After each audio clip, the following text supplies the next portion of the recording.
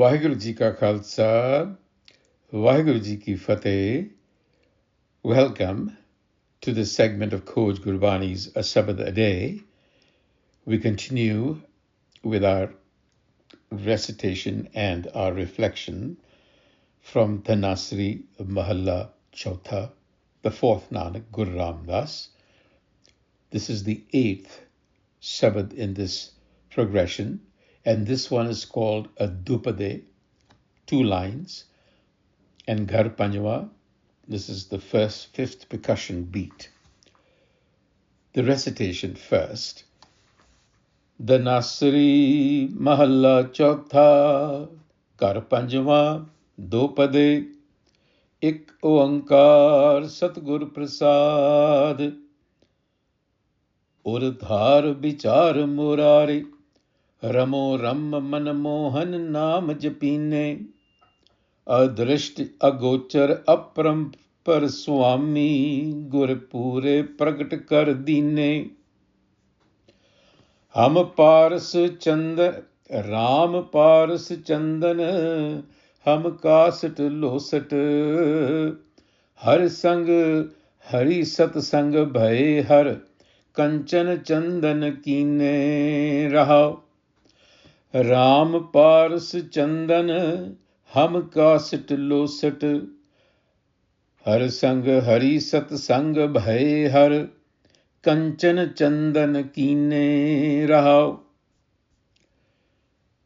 नव छी खट बोलै मुख आगर मेरा हर प्रभ इव न पतीने जन नानक हर हृदय सद त्याव हो यो हर प्रभ मेरा पीन पीने नव छीखट बोले मुख आगर मेरा हर प्रभ इव न पतीने जन नानक हर हृदय सद त्याव हो यो हर प्रभ मेरा पीने. It's relatively short. The injunction, first of all, is to deep reflection. Contemplate the Murari. Dhar Bichar Murari.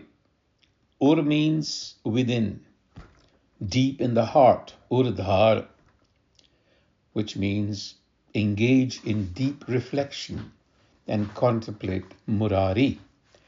Murari is an epithet used for Lord Krishna because he is believed to have killed the demon Murar. So contemplate Murari, who is the destroyer of the demon Murar. Dhar Bichar Murari. And this Murari, is in fact the all-pervading Ram, Ramo Ram. It is the one that fascinates and draws us. Manamohan, Nama Japine, reflect upon its wisdom. And the Murari, incidentally, is the ego.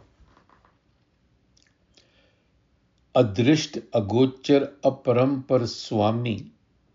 Ram is the master. It's the all-pervading Lord of the universe. But it is invisible to the eyes, it is imperceptible to the senses, and it is beyond any boundaries that you can imagine. And that is our master, Swami. So what cannot be seen is made manifest by the Guru. Guru pure pragat kar dine. So one's focus has to shift again through deep contemplation. Dhar Bichar Murar, in order to enshrine the awareness of the self within us, like we spoke in the last Shabbat. Shifting of the focus to find centeredness. And the self is a presence, not a physical entity. It is a presence that resonates everywhere. And I just want to share with you the idea of presence as I have come across it in 2 fairly influential modern works. The first is Peter Senge's Presence, Human Purpose and the Field of the Future. So it is not a spiritual manual by any means, but its use of presence is useful. It refers to a conscious field, a subtle shared awareness that shapes collective behavior, collective purpose and transformation, because Senge was interested in how organizations worked and looked at nature. The other one is Eckhart Tolle, in The Power of Now. He sees presence as the immediate awareness of the now, being fully conscious in the present moment without being caught in past, future mental narratives. So if you take both of these together, it more or less fits in with what Gurbani is saying. Gurbani overlaps both Senge and Tolle because it is not only speaking about individual, but it is also talking about the collective. So we have to essentially tune ourselves to this. But because of the ego's interference, we are out of sync. And there is a technology to actually resync us, and that technology is called the Guru. In the Rahau, in the reflection, the center of the Shabad, that self, that Ram, upon whom our mind and heart should dwell, is like the philosopher's stone, that mythical stone. It is like the sandalwood tree. Ram apar sa chandana. And the Guru says, speaking for us, I am merely dry wood, an iron slag. Hum kasit losit. But by association with the divine, Harsang, through the Guru, of course, and entering into true congregation with it, that is to say, to actually embrace it, the iron that was me becomes gold, kanchan, and the wood, the dry wood, becomes like sandalwood. Har sang har sat sang bhaye, har kanchana chandan kine. This is the alchemy of transformation that converts the iron, which is the ego, which is rusted, to spiritual gold. The egoic condition is losit, heavy, rusting, decaying, and also kasit. It's highly inflammable because it's dry wood. But the Guru is that philosopher's stone that turns iron into gold, and chandan, the sandalwood that imparts a cooling fragrance to nearby trees. So there is proximity here that is being spoken of. That is the mechanism. Har sanga hari, sat sanga bhaye har kanchan.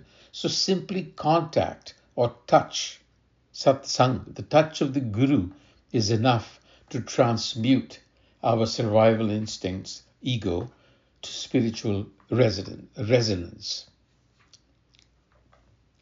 rising above the instincts. And in the concluding verse, the Guru is speaking about scholarship and scriptural knowledge. He says, look, you can recite the 9 different grammars. This is coming from Indian mythology and Indian metaphysical systems. The presence of 9 grammars, 6 schools of thought. Nav chi khat bolle. You can recite them, you can speak of them, the 6 philosophies. With great expertise by mouth, mukh agar, you could be an expert and people listen to you. But he says, the Guru says, my beloved Lord is not moved by such methods. Mera har prabh eva na patani. And Nanak then instructs us, in all humility, Jana Nanak, what is he saying to us? Enshrine the qualities of the Har in your heart. Har hirade sadate avo. Pay attention to its virtues and inculcate them. In so doing, will you succeed in softening the beloved with your love. So, mastery over grammar, the 6 philosophical systems, this is all intellectual noise and surface superficial learning. The master, the Har, is not impressed, is not going to be moved by intellectual gymnastics. Har hirde sadate avo.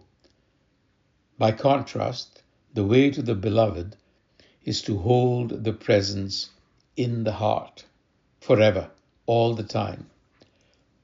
Because the result of that is what Guru calls binne, to be wet, drenched, softened. It implies osmosis. So when you're in that presence, you just don't know that presence intellectually. You're soaked in that wisdom. You are that wisdom. That dry wood, casset, becomes moist with the sap of sahaj, which is sandalwood. Vaheguru Ji ka Khalsa, Vaheguru Ji ki Fateh.